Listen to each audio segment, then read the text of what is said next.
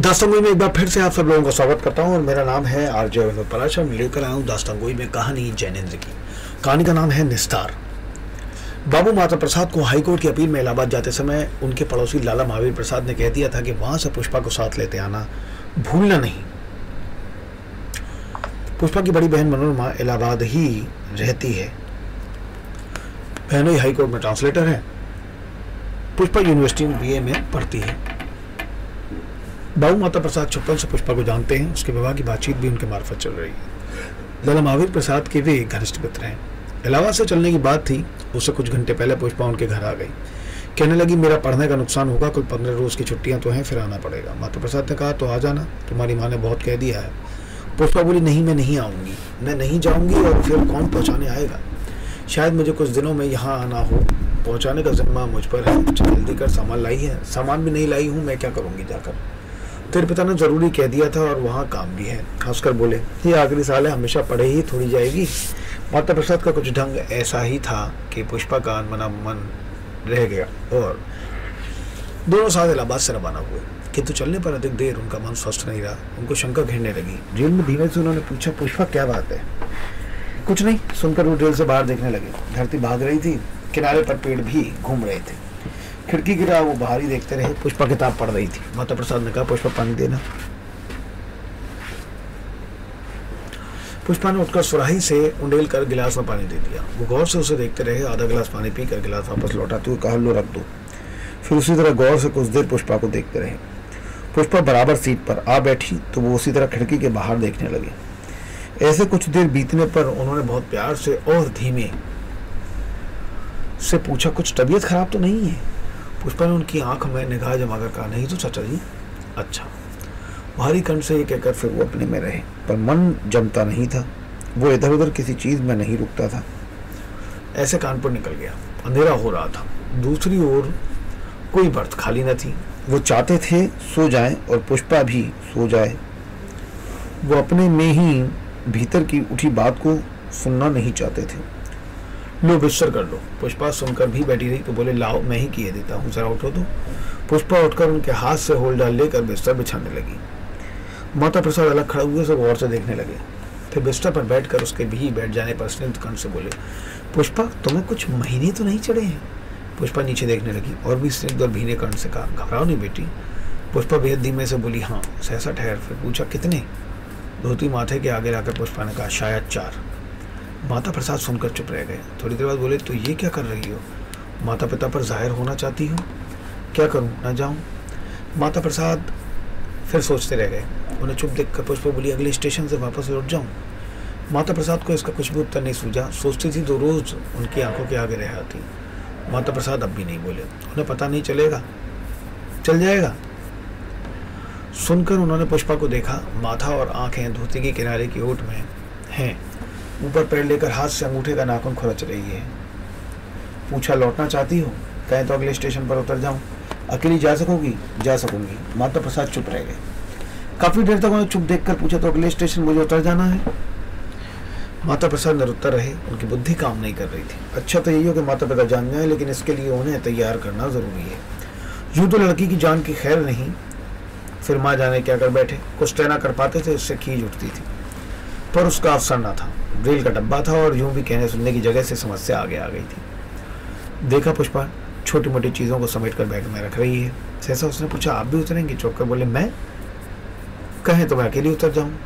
जवाब अकस्मात उनसे नहीं बना। उन्हें गुस्सा आ रहा था, पर किसी तरह भी झुंझलाहट का तनिक अंश भी वो प्रकट नहीं कर पाते थे।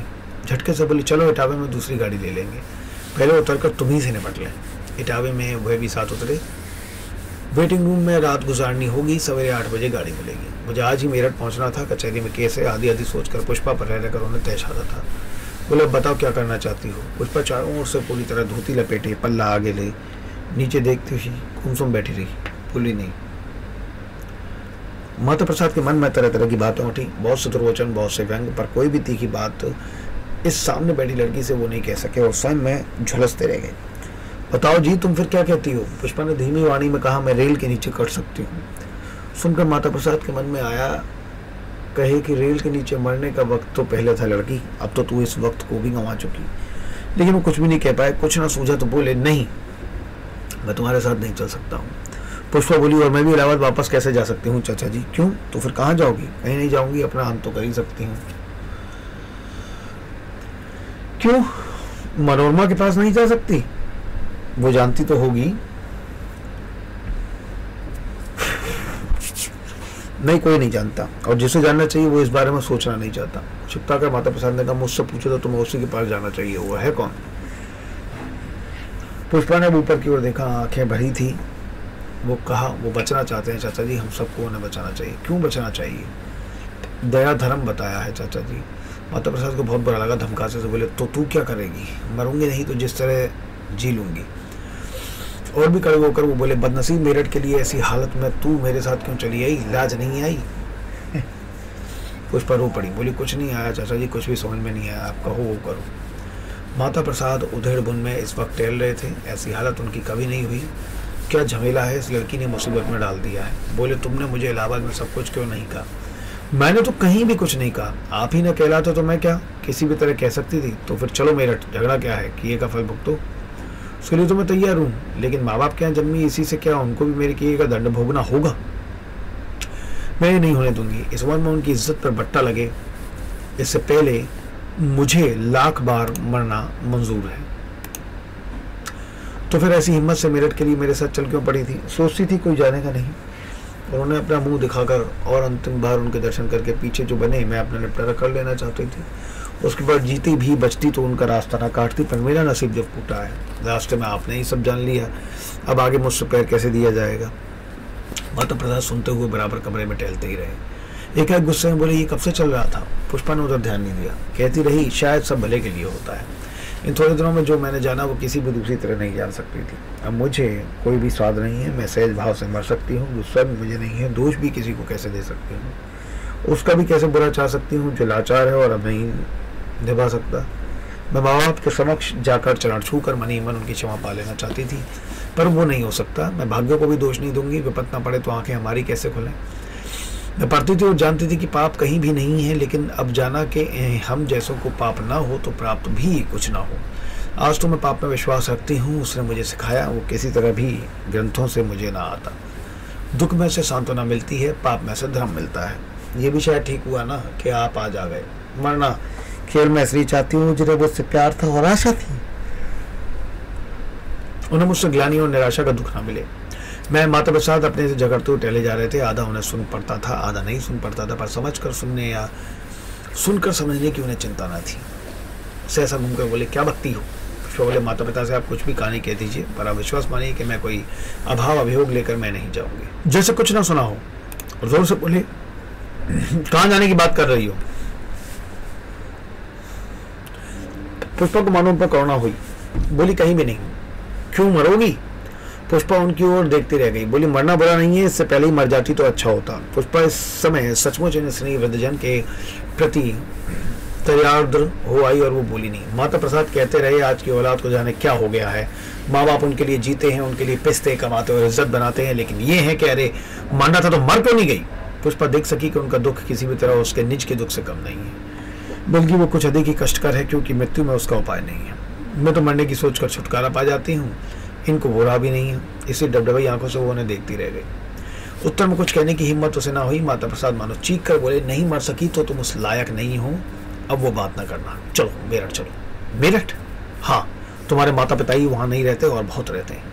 पुष्पा कृतज्ञ आश्चर्य से शर्मा उन्हें ताकती रही, फिर बोलना चाहा, लेकिन तभी मानो डपट कर माता प्रसाद ने कहा, बस हुआ, अब सो।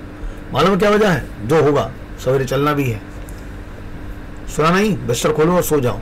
पुष्पा सुनकर वहीं बैठी रह गई और माता प्रसाद कहकर स्वयं टहलने लग गए। एक एक मुड़कर उसे वहीं बैठा देखकर डांट कर बोले, सुना नहीं? क्या तुम बैठी हो? बिस्तर खोलो और सो जाओ। तत्काल पुष्पा को उठता हुआ ना देखकर कड़कर कहा, उठो। जैसे वज्र कड़क गया। पुष्पा को न चेत रहा, वो 20 वर्ष की है, मानो 5 बरस की ही वो अब भी हो। खुद में कुछ ना हो, आदेश पालन के लिए बस पात्र हो। उस आवाज पर एकदम सहम कर वो जैसा कहा करने लगी। सोफा पर बिस्तर बिछा लिया और लेट गई। माता प्रसाद बिना इधर उधर ध्यान किए टहलते हुए सहसा रख कर बोले, पुष्पा, अपने दिलीप को तो तू जानती है ना, PCS में आ गया है, उसकी सगाई में तोड़ सकता हूँ, क्यों? सो गई? पुष्पा आंखें फाड़े छत देख रही थी। बहुत भीतर की तहफोड़ कर उसकी आंखों में आंसू भरे आ रहे थे, पर वो बोली नहीं। इस तरह पड़े पड़े पुष्पा को जाने कब नींद आ गई। सवेरे जागी तो आराम कुर्सी पर माता प्रसाद भी सो रहे थे।